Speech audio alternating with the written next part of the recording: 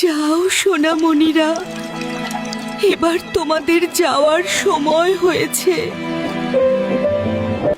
মা, আমরা কোথায় যাচ্ছি? আমরা তো তোমার সাথেই থাকতে চাই। কোথায় নিয়ে যাচ্ছ?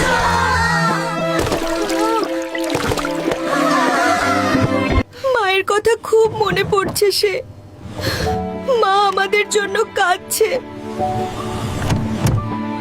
মা বলেছিল সবাই একসাথে থাকতে। ভাইরা কোথায় গেল?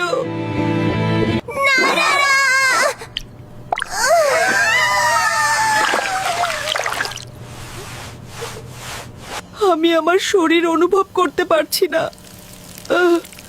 সবকিছু কেমন জমে যাচ্ছে। ভাইরা, তোমরা কথা বলছো না কেন? কথা বলো প্লিজ।